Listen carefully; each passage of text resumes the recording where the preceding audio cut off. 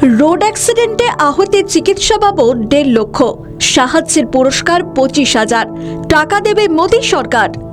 সড়ক দুর্ঘটনায় প্রাণহানি কমাতে এবং আহতদের দ্রুত চিকিৎসার সুযোগ করে দিতে কেন্দ্র সরকারের নতুন স্বাস্থ্য প্রকল্পের ঘোষণা হয়ে গেল, যা অত্যন্ত সময় উপযোগী বলেই দাবি বিশিষ্ট মহলে।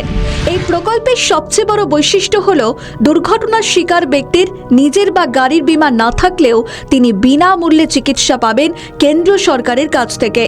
রয়েছে আরও বিশেষ কিছু চমক। বৃহস্পতিবার কেন্দ্র সড়ক পরিবহন মন্ত্রী নীতিন গডকরি জানিয়েছেন, সড়ক দুর্ঘটনায় আহতদের দ্রুত চিকিৎসার জন্য একটি বিশেষ ক্যাশলেস চিকিৎসার প্রকল্প চালু হতে চলেছে। শীঘ্রই প্রধানমন্ত্রী নরেন্দ্র মোদী আনুষ্ঠানিকভাবে এই প্রকল্পের ঘোষণা করবেন।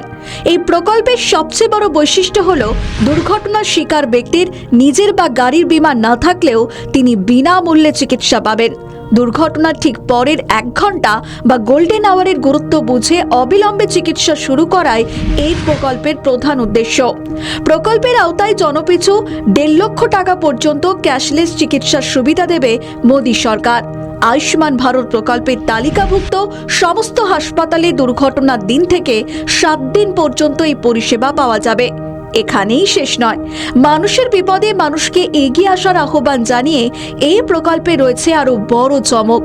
সড়ক দুর্ঘটনায় আহতদের দ্রুত হাসপাতালে পৌঁছে দিলে রাঘবের বা পথে বীরত্বের জন্য পুরস্কার হিসাবে সেই ব্যক্তিকে দেওয়া হবে করকরে 25,000 টাকা।